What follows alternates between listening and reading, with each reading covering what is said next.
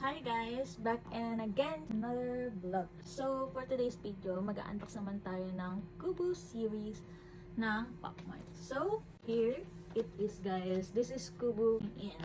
So, ito yung napili ko sa Kubo yung waiting in. Pero meron silang iba't ibang ng Kubo. So, this one is my first sa Kubo. So, I hope lahat to magaganda at walang tapon. Let's unbox! So, first, here's one.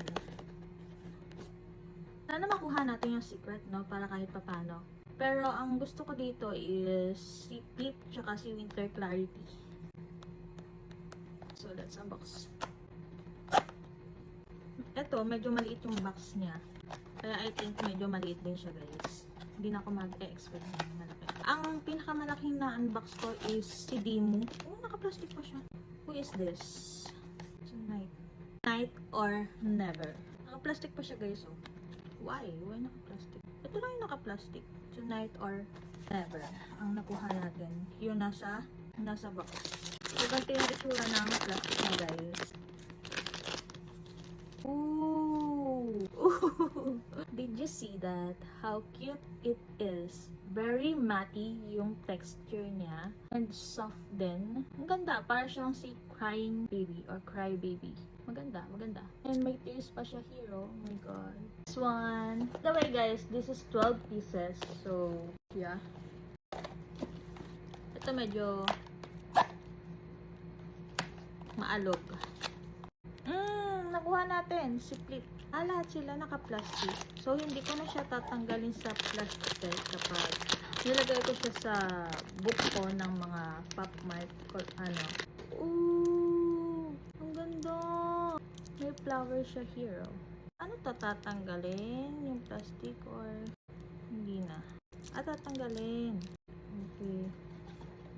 Grabe. Ang ganda din pala ng kubo, guys. Pag yung mga boys na want mag-collect ng mga pang boy collection, bagay na bagay itong Kubo tsaka Hirono. First kasi, Kubo lang yung, Hirono lang yung kino-collect ko. And then, nakita ko yung Kubo sa online. So, parang feeling ko, cute naman siya, pero hindi siya masyado full yung design. Parang exact na siya lang. So, trinay ko siya. Ito yung first Kubo ko. Ngayon ko lang siya bubuksan, guys. Pero matagal ko na rin ito dinisplay ko lang muna. Ooh! Nakuha na rin natin si Winter Clarity. Oh my god, ang swerte naman natin for today. Nakuha din natin si Winter. Meron pa ako nakitang magagandang Kubo collection. Ganda. It's all brown. The detail. Ganda guys. So far, so good yung nakuha nating mga Pop-Mart ngayon. Yung tatlo, nakuha natin yung gusto natin. And then, yung nasa pinaka-box, ang ganda din nito guys. So now, ayun nga guys, yung kunikwento ko kanina is, meron ako nakikita ibang series ng Kubo. Hindi ko siya binili kasi I decided na tag-iisa lang yung siya na bilhin ko. Pero kasi, ang usual na nabibili ko na mga figurine ng Pop-Mart is Skull Panda. Kasi medyo overpowering yung style niya. And girly-girly siya. This one is Nightmare. Wow. Yun nga, medyo girly-girly siya guys. Kaya bet ko yung Skull Panda. Sumunod yung Hirono. Mas marami akong collection mo. Compare sa mga, wow! Ang ganda. Ito, medyo, yung weight ng Kubo is hindi siya mabigat. Yun. Hindi yung usual na mga na-unbox namin. Medyo lightweight lang siya, guys. So, not bad. This one. Siya parang sad din or what, pero hindi ko rin alam yung story niya. Ang alam ko ng story lang ng Pop-Mart series is yung kay Hirono. Kasi yun yung sumikat guys.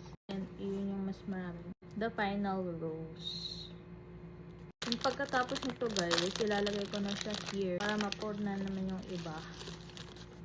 Ooh! I love the texture. Para siyang Haribolto. Yan. Ganyan siya ka-liit, guys. Nice. Nice, nice, nice. We have only 2, 4, 6, 7. 7 pieces of Hirono. Hirono ako ng Hirono Kubu, guys. 7 pieces of Kubu. I think soon magiging sikat na rin to. Sunrays. I think hindi natin makukuha yung ooh. Ito pa lang yung pinakamabigat. Parang yung nasa loob niya is what do you think? May laman siya sa loob, parang bulak, ganon. Siguro para maging soften. Soft. Nice. And guys, may dalawa pa akong Hirono na boxes sa studio ko. So, matatagalan pa akong i-unbox yun kasi, you know, gusto ko naman magtagal sila ron. Ngayon, kaya ako nag-unbox kasi wala akong client sa studio ko. So, nag-unbox na lang ako, guys. Eternal Amber. And buti nga, guys, kahit na nahangin dito, hindi bumabagsak yung ooh, wow! Akala ko, black butterfly yung nasa tube niya. Nice! Ito, guys, kasi mahangin dito banda. So, hindi ko pa na-experience na malaglagan pa ng mga container na yan. Hopefully, sana, hindi siya magkaroon ng conflict sa akin. Next.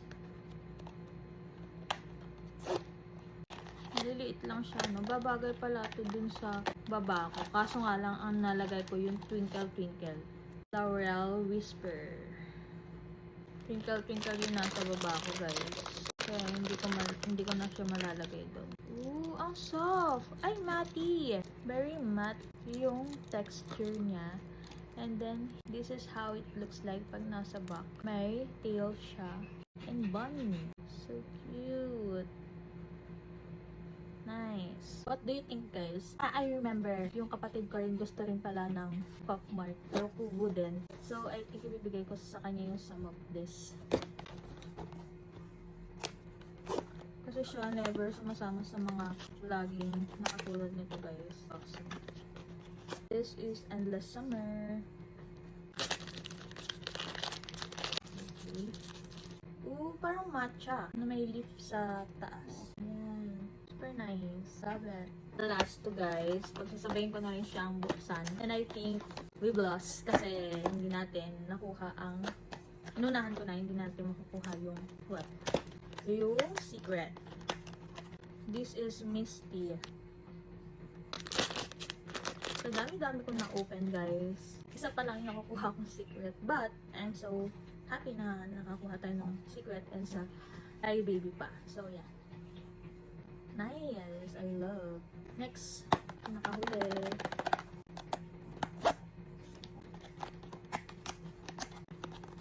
What's this? Probably yun. Okay, hindi natin nakuha ang secret. The last one of TV. Ooh, not bad. Nice. Ooh! Gumagalaw yung may shimmer siya sa ulo, guys, oh. Pag sinake mo siya, ooh, I like this. So, yun lang, guys. If you want to try this Pop Mart and masubukan nyo yung mag-unbox, just try it, guys. It's so much fun. And then, makakapagkulat kayo ng mga cards and then mga figurines like this na di-display nyo sa inyong house or room. So, yun lang, guys. If you want, yun lang, guys. Bye!